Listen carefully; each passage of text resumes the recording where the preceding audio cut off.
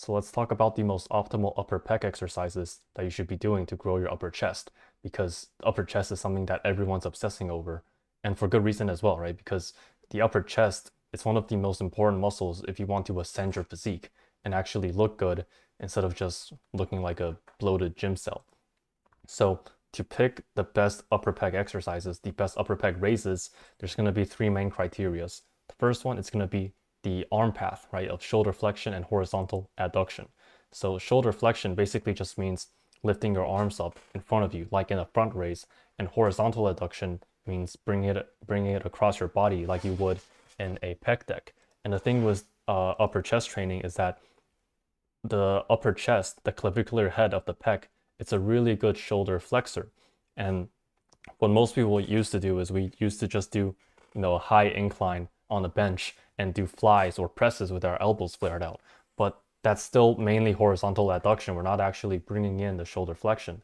And that's going to end up turning it more into a mid chest exercise. So with upper pec, we want an arm path that is actually mainly shoulder flexion with some horizontal adduction. So instead of just having our arms, let's say, at this angle where it's mainly coming across and maybe upwards a little bit, we want something that's more something like this, where it's mainly coming upwards, but also with some horizontal adduction as well. And that's the best arm path for hitting the clavicular head of the chest. And that's also why neutral grip presses or supinated reverse grip presses, which I'll talk about later, are also really good upper chest exercises because you're doing a lot of this shoulder flexion with a little bit of horizontal adduction.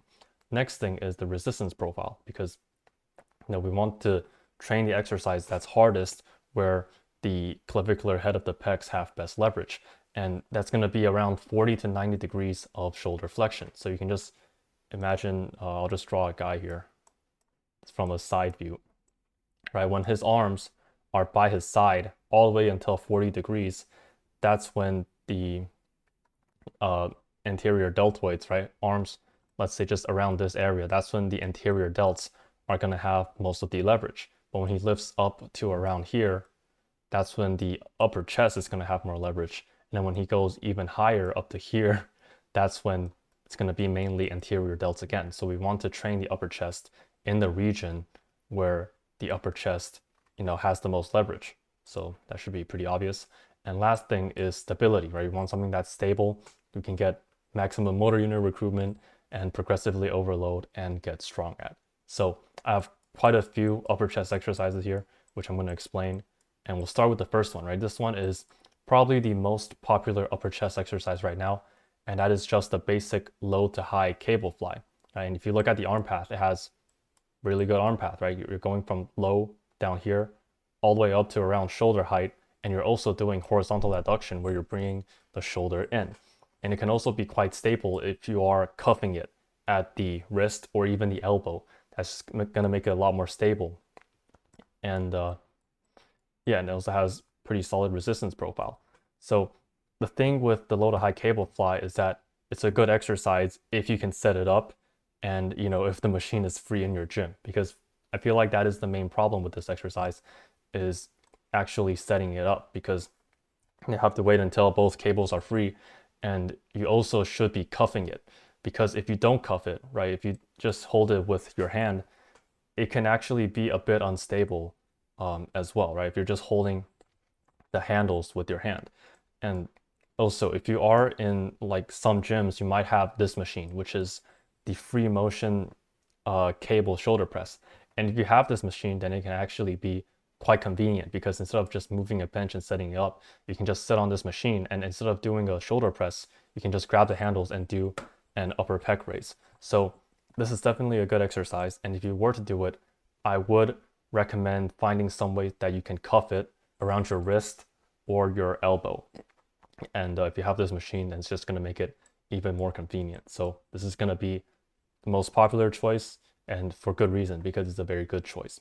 Now, next option, this one is more so if let's say the gym is really busy, or you go to a relatively small gym, or you just don't have that much equipment. Maybe you're even training at home.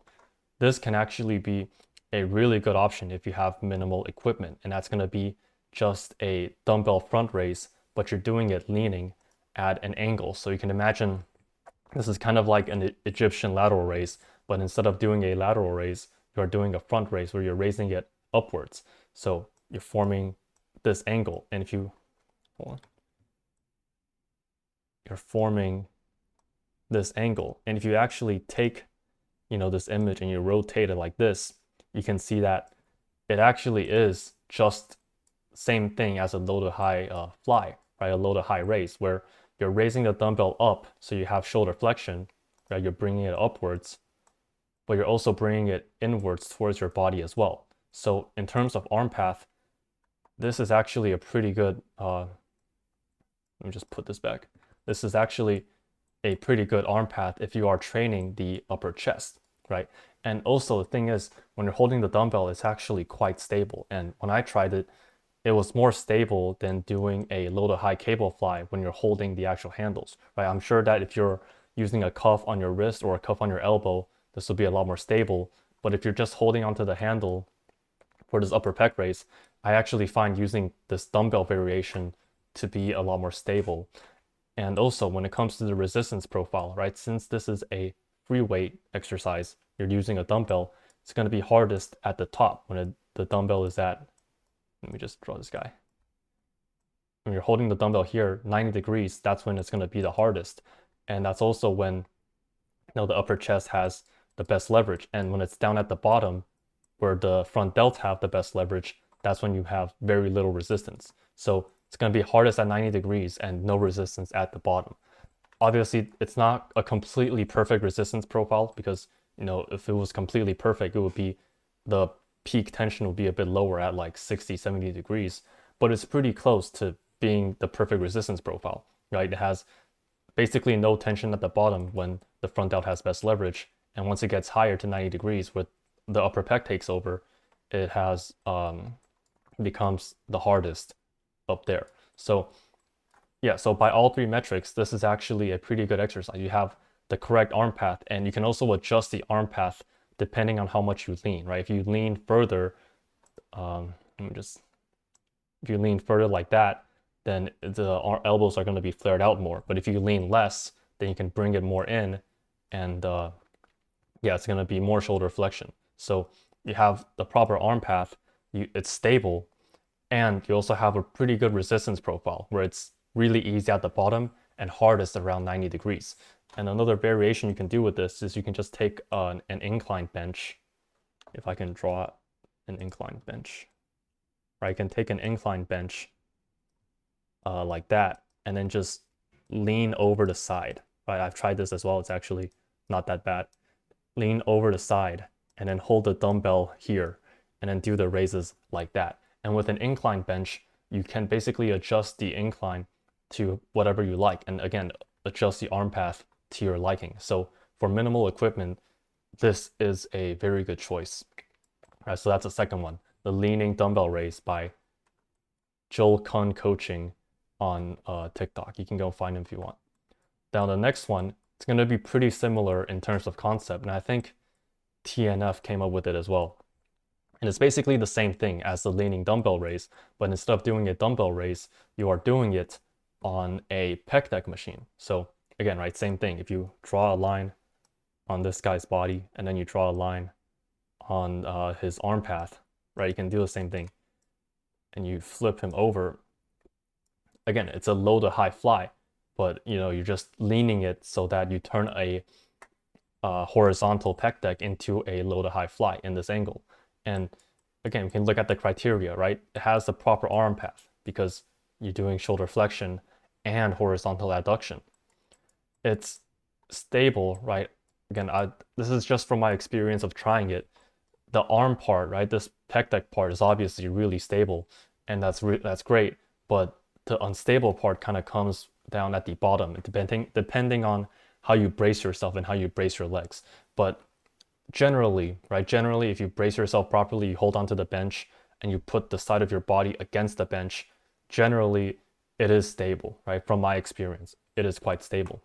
And lastly, when it comes to the resistance profile, right? This resistance profile, because it's a pec deck machine, it's going to have a pretty even resistance profile. So when something like the leaning dumbbell raise, where it's really easy at the bottom and gets really hard at the top, something like this, it's going to have even resistance profile throughout the entire exercise. So it's not going to have the super optimal resistance profile, but it is one of the more stable versions of this upper pec raise. And most people are going to have a pec deck machine in their gym as well. So again, I do think this is going to be another really good option that you can use to train your upper chest. So we have these three, which I think these are all really great options. Now let's move on to a few different options as well, right? And these are going to be more so on shoulder flexion, and these are usually going to lack a bit of horizontal adduction. That's why I put them lower on the list. So the first one is the incline dumbbell raise. So it's what it is, right?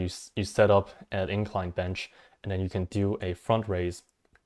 And depending on how you set up the incline bench, that's going to make the exercise hardest at that angle, right? If you just want to do some trigonometry to figure it out, right? Let's say I set an incline bench. Let's say I just set an incline bench like that. Right, that's my incline bench. And here I have, let's just say I set it to 60 degrees incline. And then I lie down on this incline. If I can draw properly. I lie down on this incline, right? And then 60 degrees, and then I have my arms out. And that's 60 degrees. It's going to carry over and make it so that when my arms is at 60 degrees of shoulder flexion, that's when it's going to have the peak tension. So you can just set up with this version, right? The good thing about it is you can just set up the bench so that you can choose where the exercise is hardest. So obviously for the upper chest, we want something around 60 to 80 degrees. So you can set up the bench to that angle and then just do front raises from that angle, right? And you can use the iPhone app if you want to get really autistic and science-based, is you can take the iPhone app. They have the app on the iPhone, the measure app on the iPhone, where you can just put it on your bench and make sure that it's actually the right angle. So you set that up and it's going to be really good for shoulder flexion. It's going to have really good resistance profile in the shoulder flexion. And it's also going to be quite stable as well, right? You're using a dumbbell. But the main problem with it is just the arm path, and you're not going to have a lot of horizontal adduction, right? It's mainly just going to be lifting upwards in shoulder flexion. There's not going to be any of this coming across horizontal adduction that you have in all of these other versions. And again, that's why I placed it lower on the list. But it's still going to train your upper chest quite well just from the shoulder flexion, and it's still a good option that you can use, right? Especially if you don't have cables, pec deck machine, and you don't want to do a unilateral exercise, this can still be an option. And if you want to, you can probably flare your elbows out a bit more. So it's almost like a press as well, right? It's going to be a bit more tricky, but imagine from like a top-down view, right? Imagine top down from this view, right? You're lying down on the bench, and instead of just holding the dumbbells in front of you like that, where you have the dumbbells, you can hold the dumbbells out to the side like that. So then you're still doing horizontal adduction as well. So that's going to be the incline dumbbell raise or the dumbbell fly, right? Just it's basically an incline fly, but you have your elbows tucked in a lot more. So again, another option that you can use. And lastly, this is the one that I generally would not recommend, but you can go try it out yourself. And that's going to be doing a front raise on a lateral raise machine. So I'm not sure if you can see it too well from this angle, but it's just your usual lateral raise machine, and you just sit sideways. So you can just imagine you're sitting sideways like this, and then you put your elbow here and do a front raise like that. And I can tell you from my own experience, this felt terrible, right? At least in my Crunch Fitness lateral raise machine, it just did not feel good. It was like sliding all over the place, and I just did not like it at all. But this depends a lot on your actual lateral raise machine in your gym, and also your build, right? The length of your limbs and how your body suits that machine. So you can go check that out, but generally I wouldn't have my hopes too high on this exercise, right? I would basically recommend most of these other exercises over this one. So yeah, that's going to be the 5 main upper pec raises, optimal upper pec raises that you can do. And in terms of implementation, honestly, I'd say any of these 4 exercises are going to be really good options, right? If you can, the most like optimal version is probably going to be something like a cuffed at the elbow cable front raise like this one. But this one, I would recommend maybe these two as your first pick, right? The cable cuff at the elbow or a leaning pec deck. Then you can also try uh, this one, the leaning dumbbell raise. And then after that, maybe this one. But this one's, again, this one's less stable, and it's also, you have to maintain the proper angle. So yeah, but really, any of the first 3 would be good options, right? Take your pick, take what's available in your gym or at the current time. And how do we actually implement this into the routine? Is pretty simple, right? The routine I would recommend is a full body routine with an upper body focus, because I've talked about time and time again. I'll just quickly go over it as well. If you want to ascend your physique, right, you should be focusing more so on the upper body, because that's like a male dimorphic feature, right? Males naturally have more body mass distributed on their upper body, whereas females tend to have more body mass distributed on their lower body. So if you want to look good, then you should play into the sexual dimorphism where you focus more so on your upper body than your lower body. Yeah, I'll just quickly show you this picture, right? Top heavy, you look better as a man if you're top heavy. You look better as a woman if you are bottom heavy. So the routine I recommend, like I was saying, would be an upper body focused full body routine. So you train 3 times a week. Let's say you do 5 to 6 exercises for your upper body first, then you do 2 to 3 exercises for your lower body. Again, the goal is not to build as much muscle as possible or do bodybuilding. The goal, as I assume if you're watching this, is to just look good and ascend yourself through gym selling, basically. So programming setup, pretty simple, right? On one day, you can do a flat press with an upper pec raise, or you can, actually no, in general, right? You can do a flat press with an upper pec raise, or you can do an upper pec press with a flat fly. So let's say you do a full body routine, you have full body A and full body B. Let's say on one day, you do a shoulder press and a fly, and on the other day, you do a pec press and a lateral raise. Depending on what you choose, right, that's going to determine how you select these exercises. So let's say for a flat press, right, an upper pec raise, you just pick any of these upper pec exercises, and then you can just do, let's say, a flat machine press. Pretty simple. But if you really don't want to do an upper pec raise, but you still want to train your upper chest, you can just do an upper pec press with a flat fly, like a flat pec deck. So something like a Smith machine reverse grip bench press and a flat fly, that can work as well. And if you really want to, you can just, and you really want to grow your upper chest, you can do an upper pec press with an upper pec raise in your program and just have no flat flies in your program or flat pressing in your program. But you should know that any type of flat pressing or fly is still going to train your upper chest quite a bit. So yeah, that's it for the video. If you found it helpful, you can check out the link in the description for more science-based black pill fitness as well. So yeah, see you in the next video.